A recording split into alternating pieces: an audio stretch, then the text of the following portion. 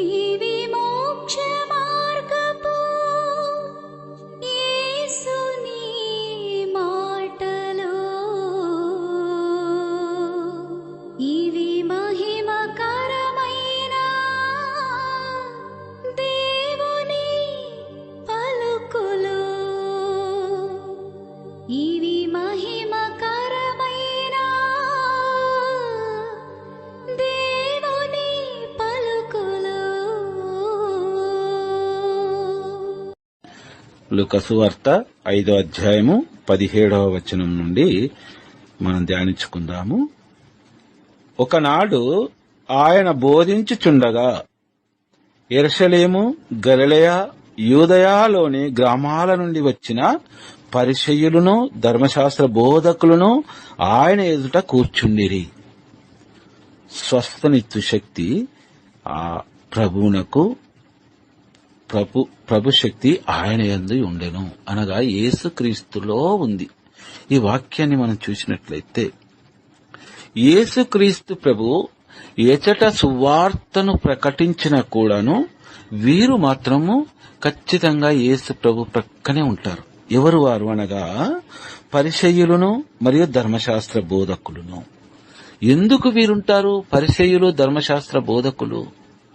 యేసుక్రీస్తు ప్రభు సువార్త ప్రకటించినప్పుడు ఒక చిన్న తప్పు దొరికినా కూడాను వెంటనే అక్కడ యేసుక్రీస్తును హేళన చేయుటకు, అవమానించుటకు ఇజ్రాయేలు, యూదయ ప్రజల మధ్యలో యేసుక్రీస్తును ఈయన దైవ కుమారుడు కాదు అని నిరూపించుటకే వారి ప్రయత్నాలన్నీ కూడాను. కాబట్టి ఒక గృహంలో యేసుక్రీస్తు సువార్తను ప్రకటిస్తున్న సమయంలో వారు ఎచటి నుండి వచ్చారంటే గలిలయ ప్రాంతం నుండి, యూదయా సీమలో నుండి, యూదయా నుండి, గ్రామాల నుండి వచ్చిన పరిసయ్యులు వారు. యేసుక్రీస్తు సువార్తలో ఎక్కడ తప్పు దొరుకుతుందా, ఎక్కడ హేళన చేయాలా, ఎక్కడ అవమానించాలనే ఉద్దేశంతోటే వస్తూ ఉన్నారు వారు కూడా. ఆయన పైన విశ్వాసంతో గాని యేసుక్రీస్తు సువార్తను ఆలకించి మారు మనసును పొందాలని కాదు. ప్రియ దైవ బిడ్డలారా, వాక్యాన్ని చాలా బాగా అర్థం చేసుకోవాలి. ఆయన ఎదుటకు వారు కూర్చుండిరి. యేసుక్రీస్తు సువార్తను ప్రకటిస్తూ ఉన్నారు. యేసుక్రీస్తు ముందు వారు కూర్చుని ఉన్నారు. అప్పుడు ప్రభువునకు సర్వేశ్వరుని యొక్క శక్తి ఆయనలోనికి వచ్చి ఉంది. చూడండి 18వ వచనంలో, అప్పుడు కొందరు పక్షవాత రోగినొకనిని పడకపై మోసుకొని వచ్చి ఇంటి లోపల బోధించుచున్న ఆయన చింతకు చేర్చ ప్రయత్నించిరి. యేసుక్రీస్తు ప్రభు గృహంలో సువార్తను బోధిస్తూ ఉన్నాడు. గృహం నిండా కూడా, గృహమంతయు కూడా జనములతో కిక్కిరిసి ఉంది. గృహములోనే కాదు, కేవలం గృహము బయట కూడా జనాలతో కిక్కిరిసి ఉంది. ఆ సమయంలో ఒక పక్షవాత రోగిని ఒక మంచము పైన పరుండబెట్టుకుని ఒక 4 వ్యక్తులు వచ్చారు అక్కడికి. యేసుక్రీస్తు చింతకు తీసుకు వెళితే ప్రభుల వారి హస్తము ఇతనిని తాకినంతలోనే స్వస్థ పొందును అని ఒక గొప్ప విశ్వాసము దైవబిడ్డ. వారిలో ఉన్న విశ్వాసం ఏంటి? యేసుక్రీస్తు చింతకు ఇతనిని చేర్చాలి. ఆ పక్షవాతి రోగికి ఉన్న కోరిక ఏంటి? క్రీస్తు ప్రభు నన్ను తాకాలి తన హస్తముతో, నేను ఆయన హస్తము తాకినంతలోనే స్వస్థుడవ్వగలను. గొప్ప విశ్వాసం తన హృదయం నిండా నింపుకున్నాడు ఆ పక్షవాత రోగి. కాని యేసు చింతకు చేరుటకు మార్గము లేదు. జనముతో కిక్కిరిసి ఉన్న గృహము వెళ్ళలేకపోతూ ఉన్నారు. అప్పుడు ఆ ఇల్లు జనసమూహంతో కిక్కిరిసి ఉన్నందున అది వారికి సాధ్యపడలేదు అనగా ప్రభు చింతకు వెళ్ళుటకు వీలు కలగడం లేదు. అప్పుడు వారు ఒక ఆలోచన చేశారు. ఎలాగైనా సరే ప్రభువును దర్శించుకోవాలి, ప్రభు హస్తం నన్ను తాకాలి, నేను స్వస్థుడునగా అవ్వాలి అనేది పక్షవాతి రోగి యొక్క నిండు విశ్వాసం. వారేం చేస్తున్నారంటే ఇంటి పైకి ఎక్కి ఆ కప్పును తీసివేసి ఒక మంచము పట్టునంత ఆ వ్యక్తిని దించడానికి ఆ కప్పునంతా తీసివేసి ఆ మంచముతో పాటు త్రాళ్లతో యేసు ప్రభువు కూర్చుని ఉండి సువార్తను బోధిస్తున్న స్థలము ఆ యేసుక్రీస్తు ప్రభు చెంతకు అతనిని దించగలిగారు. ప్రియ దైవ బిడ్డలారా,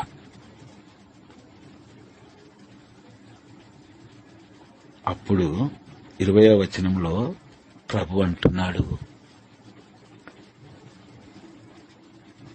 యేసు వారి విశ్వాసమును చూచి, ఓయి నీ పాపములు క్షమించబడినవి అని అతనితో చెప్పెను. అంటే నీ పాపములు క్షమించబడినవి. వారు అనుకున్న దానికంటేను, ఊహించిన దానికంటేను కూడా అద్భుతమైన ఆశ్చర్యమైన కార్యాన్ని చేస్తూ ఉన్నాడు దేవుడు. స్వస్థత జరిగితే అందరికీ తెలుస్తూ ఉంది, ఇతడు ఒక రోగి స్వస్థుడయ్యాడు, ఆరోగ్యవంతుడయ్యాడంటే. కానీ ఒక పాపి, ఒక రోగి స్వస్థుడయ్యాడు అంటే కేవలం అక్కడ ఉన్న వారికే కావచ్చు, లేదా ఆ ప్రాంతంలో ఉన్న అందరి వారికే తెలియవచ్చు. కానీ ఆ రోగి పాపాలు క్షమించబడినట్లయితే తాను పరలోకానికి అర్హుడవుతాడు, పరలోక వాసి అవుతాడు. ప్రభు గొప్ప అద్భుతాన్ని చేస్తూ ఉన్నాడు. నీవు నా చెంతకొచ్చింది నీ యొక్క వ్యాధి నుండి స్వస్థ పొందడానికే, కానీ నేను నిన్ను పరలోకవాసిని చేస్తూ ఉన్నాను, నీ ప్రతి పాపాన్ని క్షమిస్తున్నాను. గొప్ప అద్భుతం కదమ్మది. స్వస్థ కంటే కూడాను పాపములు క్షమింపబడు గొప్ప అద్భుతం. ప్రతి వ్యక్తి, మన ఎవరికైనా కూడా ఈ జీవిత కాలంలో మనమందరము కూడా దేవుని పాద సన్నిధికి చేరాలనే మన ప్రతి ప్రార్థన కూడా ఉంటూ ఉంది. మనం పరలోక వాసనం అవ్వాలనే మన ప్రతి ప్రార్థన ఉంటూ ఉంది. కానీ దేవుడు, ప్రభు, రక్షకుడు వారు అడగక మునిపే ఆ వ్యక్తిని పరలోక వాసిని చేస్తూ ఉన్నాడు. ఎంత గొప్ప అద్భుతం అంటే, ఈ అద్భుతాన్ని చూసి పరిసయ్యులు, ధర్మశాస్త్ర బోధకులకి కన్ను కుట్టింది. ఈర్ష్యతో మස්සలిపోతూ ఉన్నారు. వారు ఏమంటున్నారు చూడండి.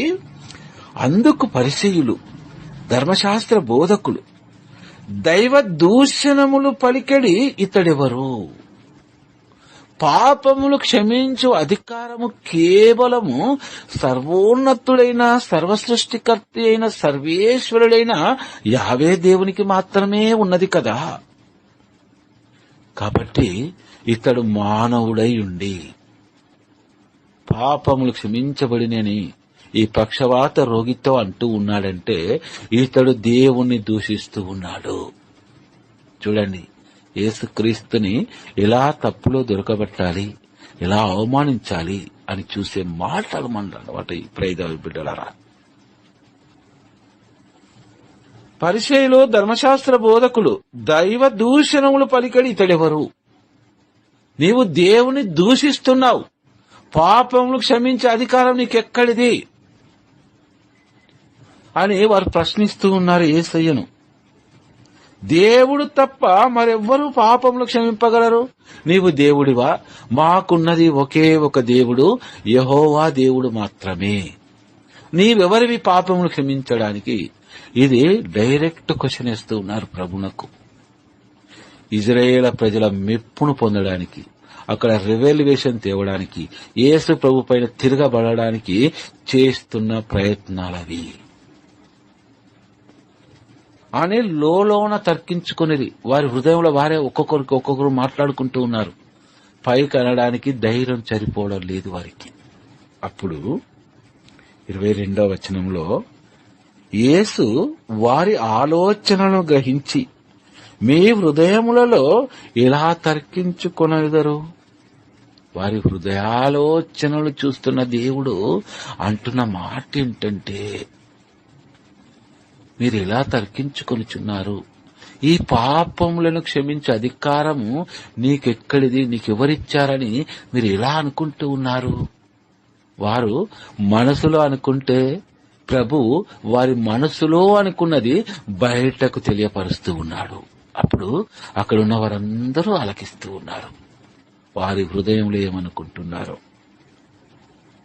23వ వచనంలో వారిని ఒక 2 ప్రశ్నలు సూటిగా అడుగుతూ ఉన్నాడు. ఎవరిని?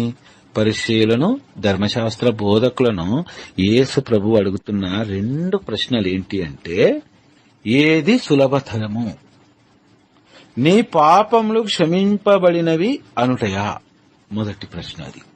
రెండవది, లేక లేచి నడువుము అని ఈ పక్షవాత రోగితో పలుకుటయా? ఈ రెండింటిలో ఏది సులభతరము అని మీరు అనుకుంటున్నారు? కాబట్టి ప్రభు ఏమంటున్నాడంటే, స్వస్థపరచడం సులభతరము.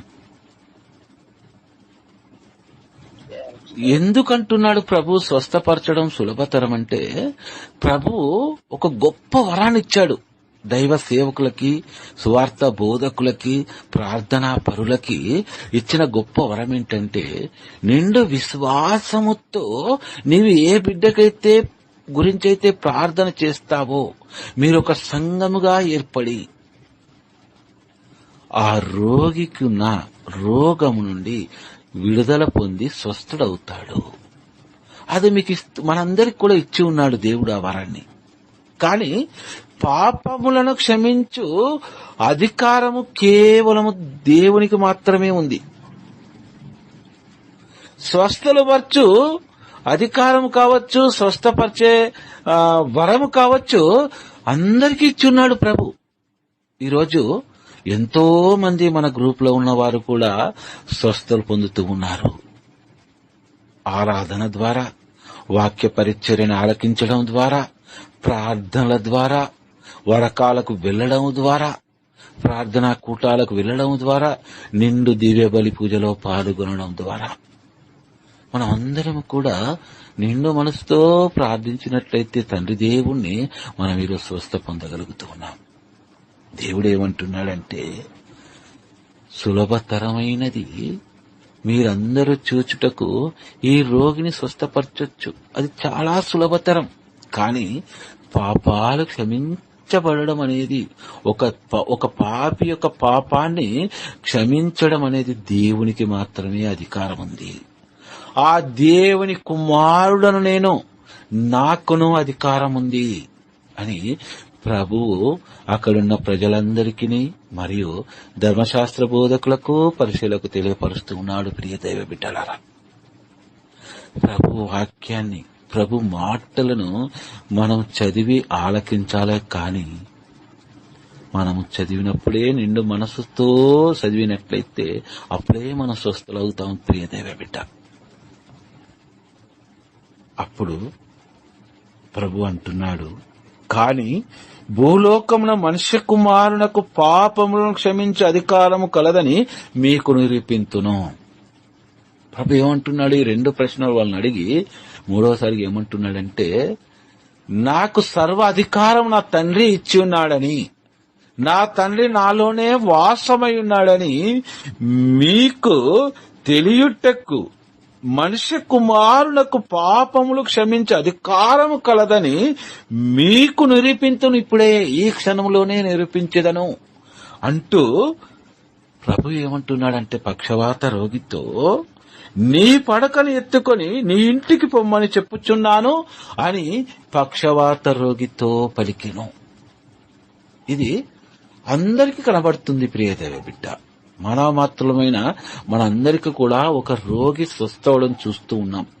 కానీ జ్ఞాన నేత్రాలతో మనం చూడగలిగినట్లయితే ప్రభు మన పాపాలను క్షమించడం మనం చూస్తూ ఉంటాం.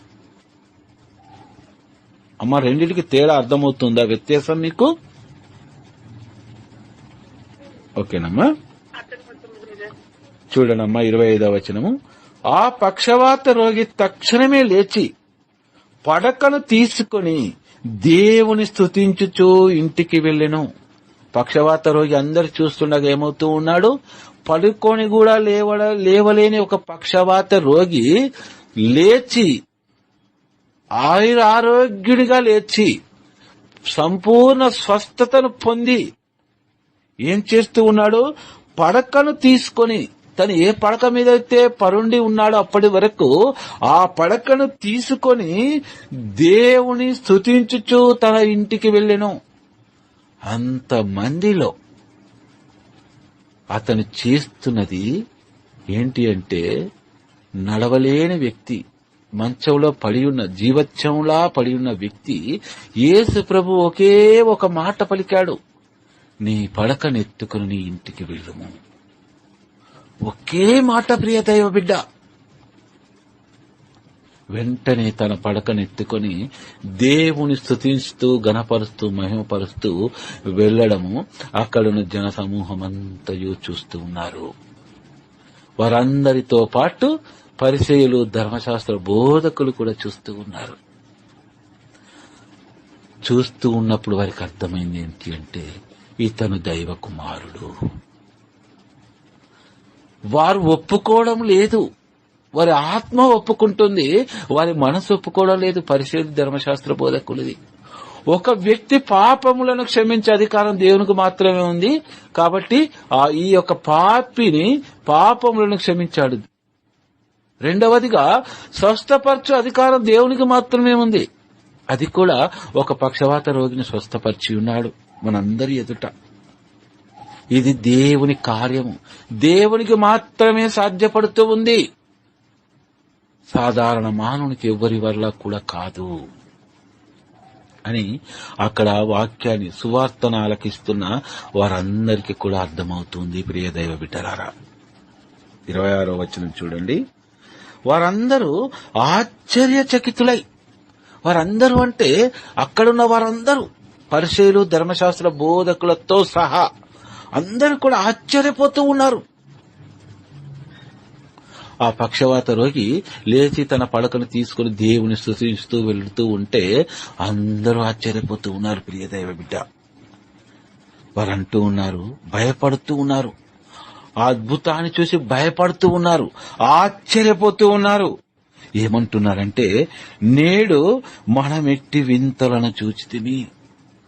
ఒక గొప్ప అద్భుతాన్ని చూశాం, ఒక గొప్ప స్వస్థ జరగడం చూశాం ఒక వ్యక్తికి. నిజముగా మన జీవితంలో ఇలాంటి అద్భుతాన్ని ఇప్పటి వరకు చూడలేదు. వారనే మాటకు అర్థం అదే. ఏమంటున్నారు? నేడు మనం ఎట్టి వింతలను చూచితిమి. ఈ వింతలను మనం మునిపెన్నడూ కూడా మనం చూసి ఉండలేదే. ఎంతో మంది వచ్చి వెళ్లారు, విశ్వాసులమని, భక్తిపరులమని, ప్రవక్తలమని, ఏదో దొంగ ప్రవక్తలు వాళ్ళు వీళ్ళు వచ్చి ఉన్నారు. కానీ ఇంతటి గొప్ప అద్భుతాన్ని ఇప్పటి వరకు కూడా మనం చూసి ఉండలేమే అని ఒకవైపు భయపడుతూ ఉన్నారు, మరొక వైపు ఆశ్చర్యపోతూ ఉన్నారు. అని వారందరూ కూడా ఏం చేస్తూ ఉన్నారు? దేవుని పొగడిరి, దేవుని స్తుతిస్తూ ఉన్నారు. పక్షవాత రోగితో పాటు గణపరుస్తూ ఉన్నారు, మహిమపరుస్తూ ఉన్నారు. ప్రియ బిడ్డలారా, దేవుడు చేసిన అద్భుత కార్యాలు, ఆశ్చర్య కార్యాలు మనం ఊహింపని విధముగా ఉంటాయని దేవుడు ఈరోజు మనందరితో మాట్లాడుతూ ఉన్నాడు. సర్వ సృష్టికర్త అయిన సర్వేశ్వర, మా రక్షకుడు అయిన తండ్రి, ప్రభువా, ఇప్పటి వరకును తండ్రి నీ వాక్యాన్ని మేమందరము కూడాను నిండు మనసుతో విశ్వసించి ఉన్నాము. ప్రభువా, మా రక్షకుడైన యేసయ్యా, మా అందరి ప్రార్థనలు ఆలకించి తండ్రి, ఈ గ్రూపులో ఉన్న ప్రతి బిడ్డ గృహములకి దర్శించు ప్రభువా. ప్రతి బిడ్డలో ఉన్న అనారోగ్య సమస్యల నుండి పక్షవాత రోగిని స్వస్థపరిచిన విధముగా తండ్రి, ప్రతి బిడ్డను కూడా స్వస్థపరచుమని బ్రతిమాలుకొనిచున్నామయ్యా. ప్రతి గృహంలో కూడా తండ్రి మీ యొక్క శాంతి సమాధానాలను నెలకొల్పమని బ్రతిమాలుకొనిచున్నాము తండ్రి. ప్రభువా, మేము చేయి ప్రతి పనులన్నిటిలో కూడా తండ్రి మీరు మాకు ముందుగా ఉండి తండ్రి మీరు మమ్మల్ని నడిపిస్తున్నారని తండ్రి నీపైనే పూర్తి భారం వేస్తూ ఏమి జరిగినను ప్రభువా నీ చిత్త ప్రకారమే జరుగునని నిండు మనసుతో విశ్వసిస్తున్నాము తండ్రి. మా రక్షకుడైన ప్రభువా, ఈ మా అందరి ప్రార్థనలను మీ యొక్క పవిత్ర పాదాల చెంతకు తెచ్చి ఉన్నాము తండ్రి. సకల పునీతులారా, పునీత అంతోని వారా, అమ్మా లోకమాత మరియ తల్లి, పునీత జోజప్ప గారా, మీ అందరి మధ్యస్థ ప్రార్థన ద్వారా దీనులమైన మా అందరి ప్రార్థనలను యేసయ్య దివ్యాస్తములో ఉంచారని నిండు మనసుతో విశ్వసిస్తున్నాము తండ్రి. ఆమేన్.